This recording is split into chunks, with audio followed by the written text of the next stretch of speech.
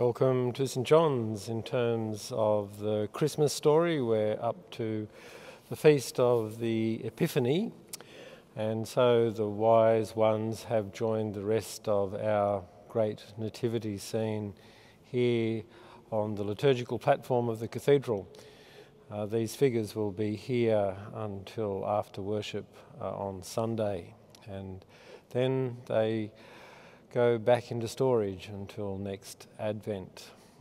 Every year I'm grateful for the creative talent of Terry Summers, who created these figures. And part of his story is that he started making cardboard figures because he was complaining to a group of friends at a dinner party that we were wasting so many wonderful resources for artists to use. And when asked what sort of things we were throwing away that an artist could use, he mentioned refrigerator boxes. And some of the people at the party apparently challenged him to show them how a fridge box could be turned into a piece of art. And the rest, they say, is history. So here we are at the Feast of the Epiphany, the feast when the wise ones visited the Christ child when he was somewhere around about 2 or 4 years old. It didn't all come together like this. This is an invention of St Francis, in fact, who developed the first nativity scene and put all of the figures from all of the nativity stories together and made something of a fruit salad of the story. But nonetheless, we keep the Epiphany. We celebrate the fact that the Christ is made known to the whole world. And we also reflect on how, as part of our spiritual journey, we need to be open to epiphany moments, to moments when we have the aha, God is amongst us experience, even in the midst of the ordinary day. Because as the story reminds us, the wise ones first went to Herod's palace looking for the Christ, and he wasn't there. In fact, Herod was mystified and frightened by the fact that there may be someone else in looking for his throne. And the wise ones eventually found the Christ in the home of some peasants, not the place where one normally expects one who will later be called King of the Jews. So part of this Epiphany story is reminding us that we need to be open to the God of surprises. As part of Epiphany, we've undergone the beautiful little ceremony of chalking the doors. If you haven't had a chance to do that at your place yet, you might like to do so. You'll find the short prayer service in the service notes for Sunday, the 3rd of January. There are a few opportunities for us to use this summer holiday season as the opportunity to explore the faith. One of those opportunities is in the form of the Journey sessions being offered on Sunday, this coming Sunday and the following Sunday. The opportunity for us to reflect on how our story, our personal story, intersects with the story of God, and how our faith and our life are meant to work together to help us to flourish. And if we can flourish, then we can help others to flourish as well. So if you're interested in exploring how faith and life go together, or you're interested in baptism, confirmation, or renewal of your baptismal covenant at Easter, you might like to come along to those sessions and explore how our story and God's story intersect. It's also an opportunity to invite others who might be interested in a reflective process to come and see. It's really the opportunity to come and just have a look and see if this sort of reflective engagement is for you or for them. A couple of our studies are also continuing. There's the wonderful study being led by Chrissia, looking at the nativity in art.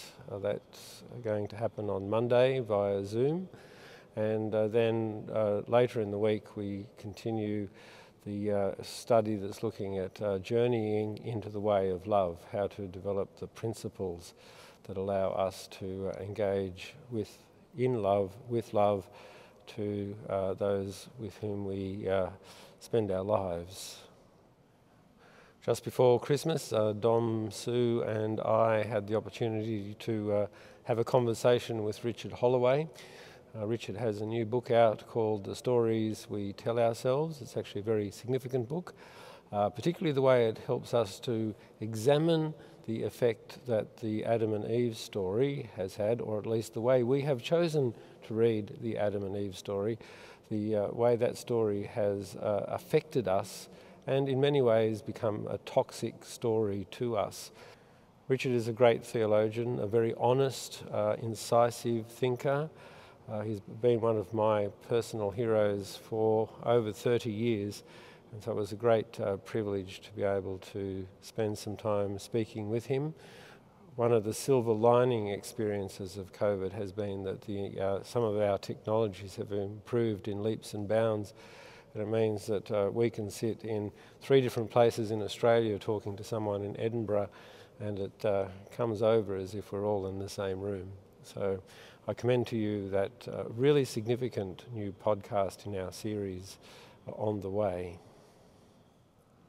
A few months ago I mentioned that I had been asked by IPAN to be part of their People's Inquiry into the effects of the American alliance on Australia and our culture and our politics. Our friend Chris Tyack is hosting a session on Friday of next week looking at the inquiry and how we might participate in it. And so if you'd like to find out more about the inquiry, I commend to you the details that are appearing on the screen as I speak. Several decades ago, the Australian Council of Churches, as it was then, it's now the National Council of Churches in Australia, but the then Australian Council of Churches developed a lectionary of female saints, and one of those saints was Patricia Brennan, who we commemorate on the 10th of January. Patricia was one of the great early advocates for the ordination of women and one of the foundation members of the movement for the ordination of women. And it's really important that we continue to celebrate the heroes of our faith, and so that we don't lose the gains that we've made over recent years. So on the 10th of January, we're mindful of the gift of Patricia Brennan. And in terms of celebrating our local saints, this week we say happy birthday to Brenda Simpson. I hope you have a great day, Brenda.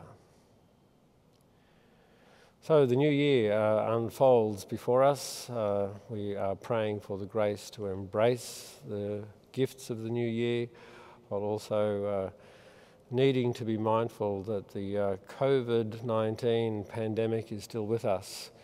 On a daily basis, I need to remind myself of how lucky we are to be in Queensland and in Australia.